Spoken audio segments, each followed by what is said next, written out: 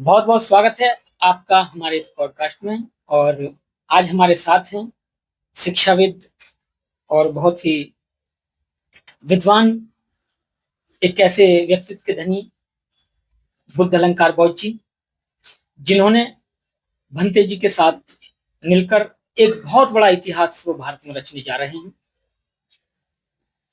जैसी बाबा साहब की परिसंकल्पना थी कि बौद्ध धर्म के प्रचारक कैसे हों, उनकी ट्रेनिंग कहाँ होगी, ये बड़ा चिंता का विषय था। कहाँ होगी, क्या सिखाया जाएगा, प्रचार प्रसार कैसे होगा, कैसे बौद्ध भिक्षु होंगे, उनकी ट्रेनिंग कहाँ होगी, क्या सिखाया जाएगा, इन सब का कोई सेंटर नहीं था। और कुछ लोगों ने मिलकर इस काम को आगे बढ़ाया, जिनमें धम्मभूमि, श्रेष्ठ जीवन के लिए आंदोलन, और उसी आंदोलन के एक ऐसे पिलर बुद्ध अलंकार जी हमारे बीच में है। तो बहुत बहुत स्वागत है बुद्ध अलंकार बौद्ध जी हमारे आज के इस पॉडकास्ट में। जैसा कि अभी पिछले समय एक बहुत बड़ा उत्सव मनाकर पहली बार देखने को मिला लोगों को कि जय भीम की भी ईंट होती है, नमो बुद्धाय भी उस पर लिखा होता है, और उन ईंटों को लोगों ने सर पे रख के लेकर आए और बड़े अदब के साथ, तहजीब के साथ उन लोगों ने एक एक ईंट को नींव में रखा, और एक बड़ा, बहुत बड़ा विशाल सेंटर, जहाँ पे भिक्षु भी रहेंगे, प्रचारक भी ट्रेनिंग पाएंगे, इसका निर्माण हो रहा है। तो ये कहाँ से आपको एक जो नई सोच थी, कहाँ से मिली, और किस तरह इसको, क्या क्या यहाँ तक आप पहुंचे, इसके बारे में विस्तार से हमारे दर्शकों को आप बताएं। देखिए, बाबा साहब अम्बेडकर जी के बारे में बताने का, कहने का सिलसिला एक लंबा चला है जी, लेकिन करने का अध्याय शुरू होना चाहिए था, इस पर थोड़ा बल दिया। आधुनिक भारत में यूं तो धर्म पर बहुत सारे लोग काम कर रहे हैं, बाबा साहब के विभिन्न विचारों को लेकर लोग अपनी बात कह रहे हैं, लेकिन उनके व्यक्तित्व को समझकर जो काम बढ़ा है, इस दिशा में धर्मभूमि के जो संचालक हैं, भारतीय बौद्ध के जो मार्गदर्शक हैं, सदैव उन्होंने बाबा साहब को समझने का प्रयास किया, उनके व्यक्तित्व को, उनकी मंशा को समझा।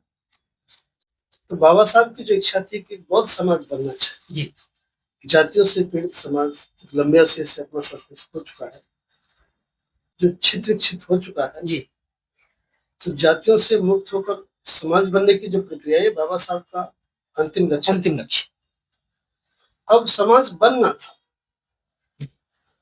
समाज बनने की प्रक्रिया प्रारंभ होनी थी, जो समझा जा चुका था उसको करने का समय था, और इसे श्रद्धेय भंते जी ने समझा, और जब ठीक से बातें समझ में आई तो उसको अमल में लाने का काम शुरू हुआ और समाज बनने की प्रक्रिया शुरू हुई। तो बौद्ध समाज बनने की प्रक्रिया में पहला चरण कि उस समाज को जब बनाना हो, उसको एक स्वरूप देना हो, तो समाज को स्वरूप देने के लिए कार्यकर्ता चाहिए, कार्यकर्ता को प्रशिक्षण होना चाहिए, बिल्कुल प्रशिक्षित। उस विचारधारा के मार्गदर्शन के लिए जो धर्म का विषय है, तो भिक्षु सर्वोच्च होते हैं, तो भिक्षुओं को भी प्रशिक्षण होना चाहिए।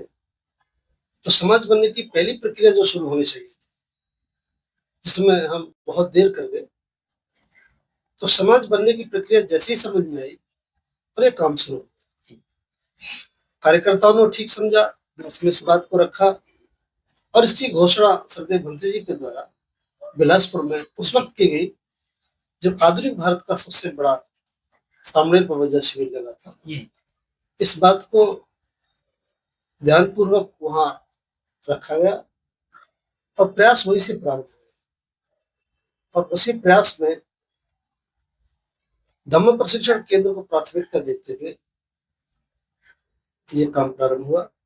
और आप देख रहे होंगे कि ये बात जैसे ही परवान चढ़ी, ये विचार जैसे लोगों को समझ में आया कि हमें जातियों से मुक्त होना है, समाज का निर्माण होना है, तो विधिवत रूप से जो सिद्धांत बात होनी चाहिए थी, जो बाबा साहब की बात को जब भी देखते तो उन्होंने शिक्षण संस्थान खोले, डिग्री कॉलेज तब खोले जब समाज में किसी जानकारी भी नहीं थी जी।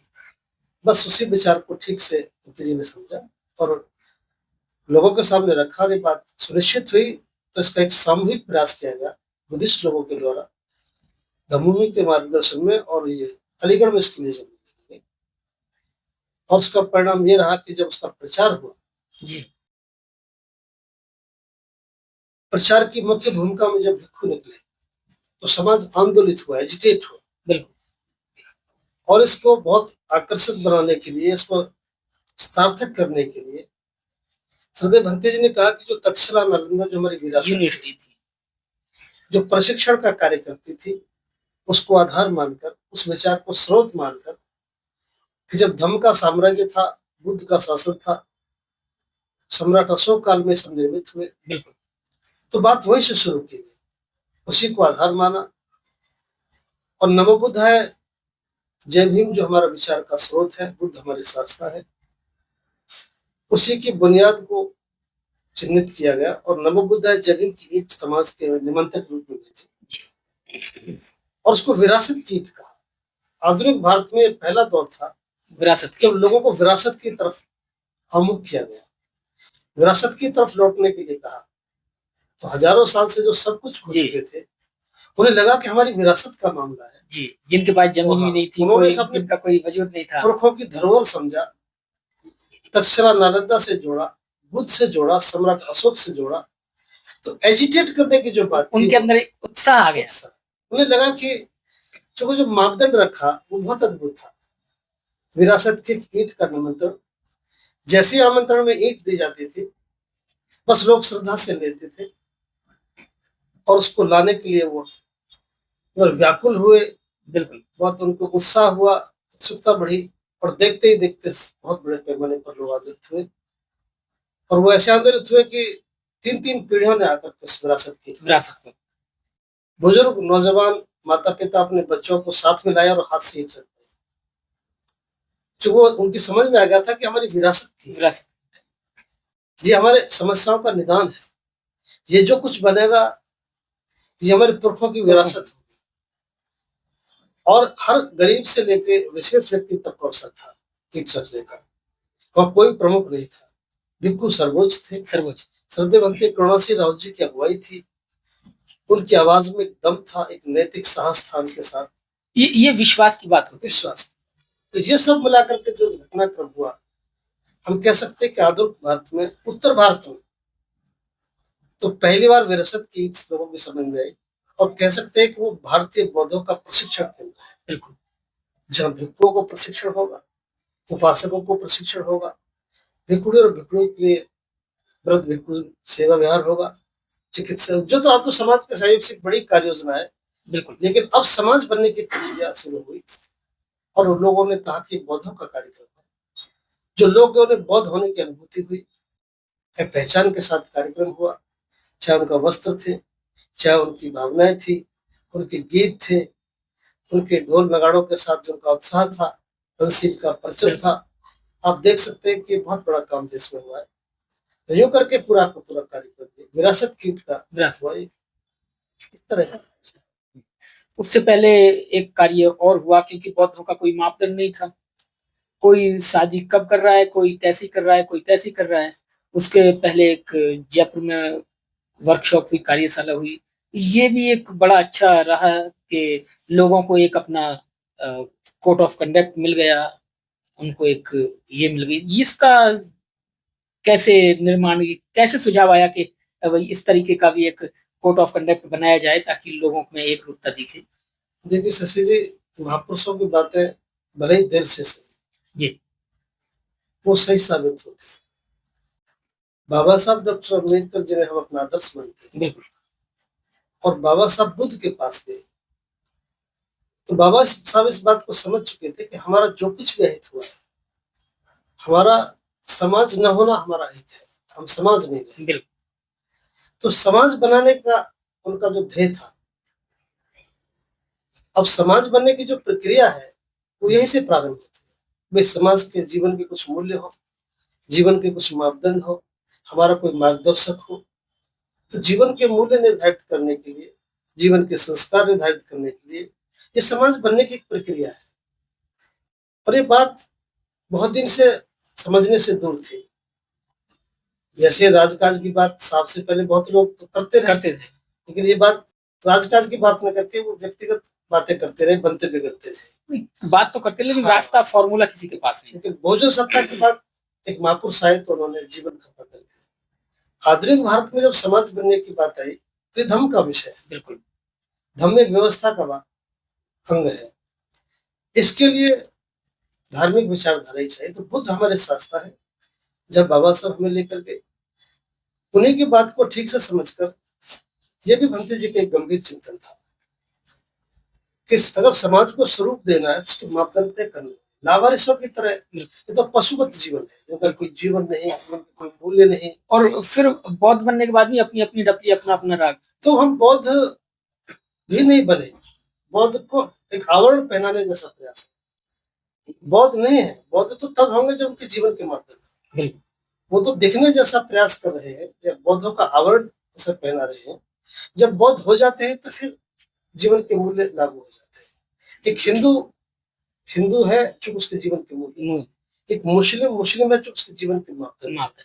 तो बौद्ध भी बौद्ध तब है जब उसके जीवन अपने जीवन के मापदंड। इसलिए श्रद्धेय भंते जी ने बाबा साहब डॉक्टर अम्बेडकर का जो लिखित महत्वपूर्ण ग्रंथ है, जो बौद्धों का मानक ग्रंथ है, बुद्ध धर्म का दम, उसको आधार मानकर उसके एसेंस के रूप में जो उनकी प्रमुख बातें हैं, जो जीवन की आचार संहिता हो सकती है, क्योंकि बुद्ध शासन में भी भिक्षुओं के लिए आचार संहिता थी, उपासकों के लिए।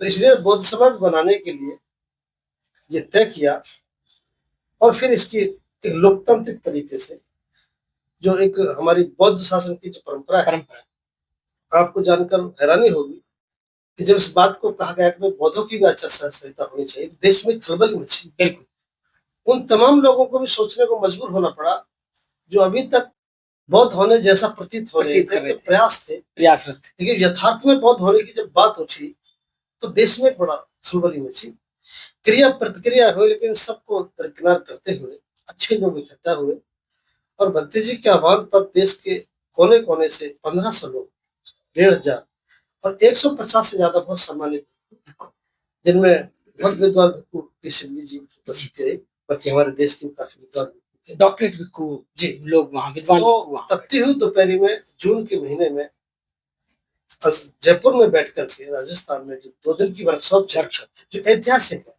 आप देखिए थे, आपको याद हो अगर उसमें शामिल था उसमें, तो देखेंगे कि जो बुद्ध शासन में संगति की परंपरा थी वो हमने देखी नहीं, लेकिन वह चरितार्थ हुई। हाँ, हर एक चीज पे सवाल होना चाहिए, सवाल सबकी राय के आधार पर। आम व्यक्तियों ने भी सवाल रखे, भिक्खु और भिक्खुणियों ने भी सवाल रखे, न केवल सवाल रखे बल्कि सुझाव दिए, और बहुत सुगमता के साथ, उदारता के साथ उनके सुझावों को शामिल किया। और एक पहला दस्तावेज था भारत में, जिस दस्तावेज में 1500 लोगों ने हस्ताक्षर किए, वो इस बात का गवाह है। मैं इस बात को एक बौद्ध उपासक होने के नाते कह सकता हूँ, गर्व की बात है कि जब भी बौद्ध समाज के निर्माण का इतिहास देखा जाएगा, भले ही उसके बारे में कोई किसी तरह की बात करे, लेकिन उसकी पुष्टि, उसकी सार्थकता इस बात से देखी जाएगी। हाँ, उसको ये नहीं कह सकते छोटी हुई है, उनके बिल्कुल हूबहू जो उन्होंने अपने कलम से किया, चाहे वो बच्चा था, नौजवान था, महिला था, पुरुष थी, जो भी थे, उनके उसमें आज भी हस्ताक्षर अंकित थे। उसमें किसी के साथ ऐसा नहीं मापदंड रखा गया कि कोई बहुत पढ़ा लिखा होगा या कोई विशेष व्यक्ति होगा। तो ये आधुनिक भारत में एक ऐसा दस्तावेज है जिस पर शोध होंगे आने वाले। बिल्कुल उसमें कुछ बढ़ाया जा सकता है, सुधार किया जा सकता है, उसमें गुंजाइश है। लोग कहते थे सरकार एक दस्तावेज बनाए, तो सरकार से क्या, सरकार क्यों बनाए? बहुत हमें अपना दस्तावेज बनाना चाहिए। इससे श्रद्धेय भंते जी ने समाज से कार समाज खड़ा हुआ, जिसके कोने कोने से तमाम विद्वान, प्रोफेसर, वक्ता, अधिवक्ता, डॉक्टर, बहुत सारे विद्वान लोग इकट्ठे हुए, और उसे कच्चा ड्राफ्ट जयपुर में तैयार हुआ जी। और फिर उसकी अगली कड़ी में उत्तर प्रदेश का जो बहुत ही महत्वपूर्ण विश्वविद्यालय है, गौतम बुद्ध विश्वविद्यालय में, बहुत बड़े सभागार में वो आचार संहिता पूरे देश के बौद्धों को समर्पित की।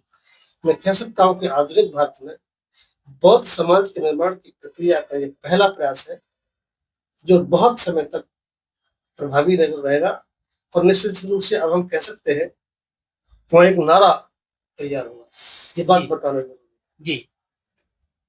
क्योंकि भंते जी ने कहा कि महापुरुषों के सूत्र है, उन्हीं सूत्रों पर हमें काम करना चाहिए।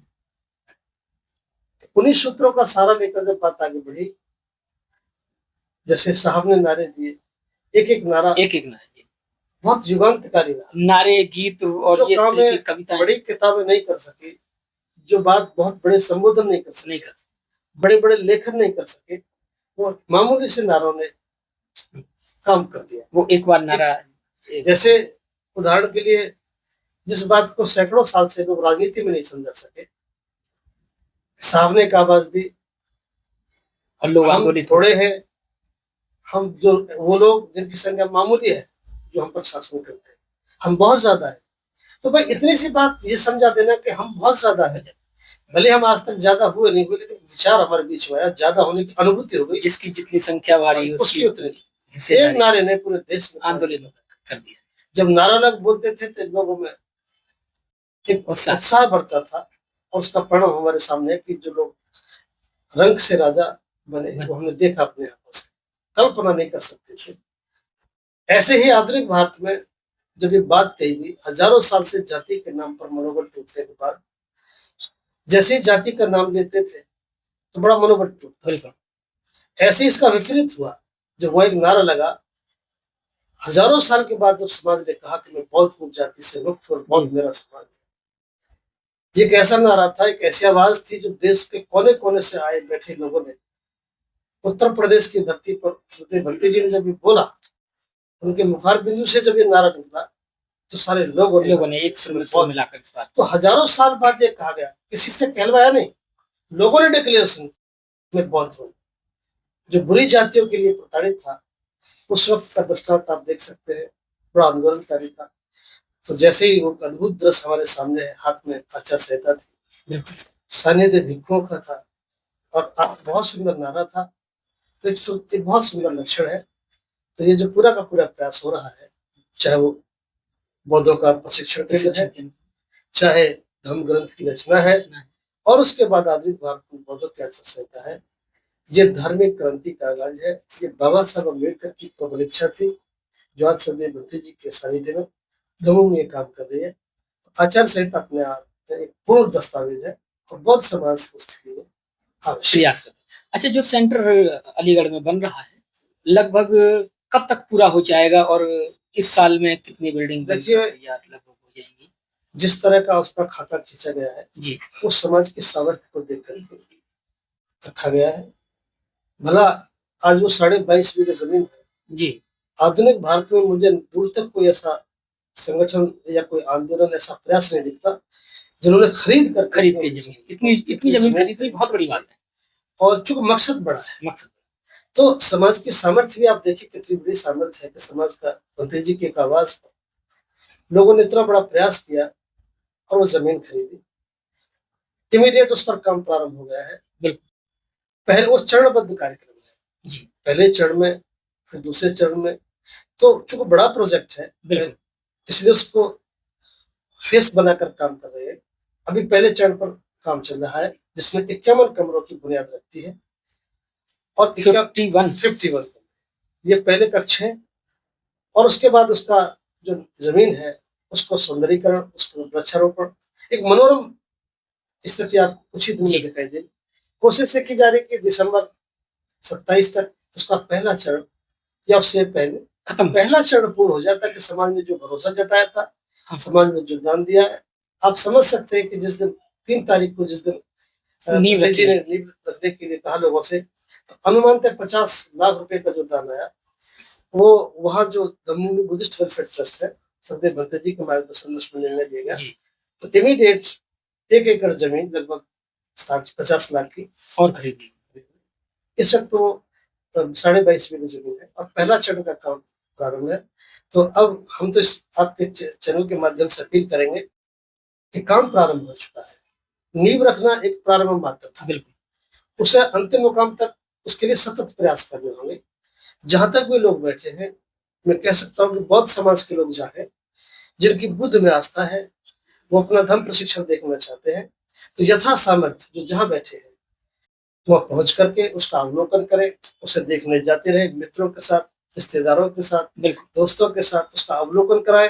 ट्रस्ट का भी एक मनोबल बना रहेगा कि लोग सामर्थ्यवान अधिकारी कर्मचारी लोग अपनी यूनिट के साथ पहुंचे, उसे देखें, और फिर देखने के बाद वहाँ यथा सामर्थ्य दान करें। जो सहयोग हो सकता है वो सहयोग करें। और सहयोग के साथ जो गंभीर अपील वो ये है कि अगर हम लोगों को जोड़ेंगे तो हो सकता है आपकी सामर्थ्य 2 रुपये देने की, अगर हो ये आपकी व्यक्तिगत सामर्थ्य है, लेकिन अगर लोग जोड़ेंगे तो आपकी बड़ा काम हो सकता है। तो इस माध्यम से मैं अपील करूंगा आपके चैनल के माध्यम से कि आधुनिक भारत में जो भंते जी द्वारा कार्य किया गया है देखिए जमीन भी वही थी, ये बात नोट कर लेना, हम भी वही थे, दान देने वालों के पास पैसा भी वही था। ये तो कभी नेतृत्व देश में इस तरह आता है, कोई बहुत सामर्थ्यवान लीडरशिप समाज के बीच में आती है एक मार्गदर्शक के रूप में, वो आंदोलित करने वाले लोग होते हैं। तो आज भंते जी भारतीय बौद्ध समाज के लिए जन कल्याण की भावना से बाबा साहब की बात को सार्थक करते हुए बड़ा काम कर पा रहे हैं। हम उनके जीवन का जितना उपयोग अच्छे से कर सके, उनकी उपस्थिति का जो समाज में लाभ दे सके, और ये आज हमें अवसर है। बिल्कुल, हम धन्यवादी हैं कि उस समय में हम लोग पैदा हुए और उस समय में हम कार्यरत हैं जब एक देश में आंदोलन चल रहा है। आंदोलन किसी का इंतजार नहीं करता, आंदोलन आएगा चला जाएगा। हम सबकी जो भूमिका इसमें हो जाएगी, भले कोई एक कप वो रजिस्टर्ड हो जाएगी, चाय पिलाएगा तो उसके इतिहास में नाम, एक मुट्ठी सीमेंट बदरपुर पहुंचेगा, उसका भूमिका रहेगी। भूमि दान करेगा तो भूमि दान का उसका दस्तावेज लगेगा। कमरा बनवाएगा तो कमरा बनवाने वालों को वहाँ पत्थर लग रहे हैं। समय चला जाता है, एक बहुत बड़ा कार्य हो रहा है। तो मैं तो आपके चैनल के माध्यम से अपील करता हूँ कि आप सब लोग जो भी इसको आवाज को सुन पा रहे हैं, राष्ट्रीय प्रशिक्षण केंद्र में प्रतिभाग करें और उस पर पहुंचे जरूर। एक इतनी बड़ी जमीन खरीदना ये बहुत बड़ी बात है, क्योंकि अभी तक जितने भी बड़े ये कार्य हैं वो सब सरकार के उससे होते हैं, अनुदान से होते हैं। लेकिन ये जो अनुदान है ये समाज का है, समाज की धरोहर है, समाज की अपनी धरोहर है। तो इसके लिए हम भी यही कहेंगे कि आप एक बार वहां जाएं, देखें, देखने के बाद जो आपका सामर्थ्य बनता है, आपके अंदर जो उत्साह आता है, उस उत्साह के साथ बढ़ चढ़कर दान दें। 1 कमरा, 2 कमरा, 3 कमरा, जैसा आपका, आप चाहें तो एक सीमेंट की बोरी भी दे सकते हैं, ये आपका अपना सामर्थ्य है। लेकिन एक बार वहां विजिट जरूर करें, देखें कि क्या है। ये कोई ख्याली पुलाव जिसे कहते हैं वो नहीं है। आप देखें उस जगह को, एक अच्छा अद्भुत ये सेंटर वहाँ एक प्रावधान और श्रद्धेय भंते जी के मार्गदर्शन में दिया गया है। जैसे लोग कक्ष निर्माण की बात कर रहे हैं, तो वहाँ भूमि दान का एक बहुत आंदोलन चला हुआ जी। जैसे 20 गज जमीन की राशि 15,000 रुपए है। 20 गज जमीन की राशि 15,000 रुपए है। कोई व्यक्ति विशेष, कोई संगठन, कोई गांव भी मिलकर के यदि राशि दान करता है तो उनका नाम भी भूमि दान के रूप में अंकित करा दिया जाएगा। अमुक गांव ने, अमुक संगठन ने, अपन व्यक्ति ने। यदि लोग इस अवसर यदि इस अवसर का भी फायदा उठाना चाहे कि हम अपने गांव का नाम अंकित कराना चाहें, संस्था का नाम अंकित करना चाहें, माता पिता की स्मृति में भूमि दान करना चाहें, तो इसके लिए भी हमारा प्रावधान है। तो सब लोग आमंत्रित हैं, इसे भी आप प्रयोग में ला सकते हैं। किसी शायर ने कहा है कि मरने को हर रोज इंसान मरते हैं, पर मौत वही जिस पे दुनिया अफसोस करे। जाने से पहले इस जीवन में कुछ ऐसा कार्य जरूर करें ताकि आपके आने वाली पीढ़ियां गर्व से ये कह सकें कि मेरे दादा ने, मेरे पिता ने, मेरे परदादा ने ये कार्य किया था और मैं इसे देखकर अपने आप को गौरवित महसूस करता हूँ। वरना दुनिया, जब आप इस दुनिया में नहीं थे, ये दुनिया तब भी थी। जब आप इस दुनिया में नहीं रहेंगे तब भी ये दुनिया रहेगी। लेकिन जीते जी इतिहास में ऐसा कोई नाम अपना दर्ज जरूर कराए ताकि आने वाली पीढ़ियां आपको याद कर सकें। तो बड़ा अच्छा लगा आपसे बात करके, और इतना बड़ा विशाल सेंटर वहां बन रहा है, सेवा विहार वहां बन रहा है, ये बहुत बड़ी बात है। बहुत बहुत शुक्रिया, बहुत बहुत आभार। आप जो भी दाद देना चाहें वो वहां जाकर दे सकते हैं। बहुत बहुत शुक्रिया, आभार। जय भीम। आपका भी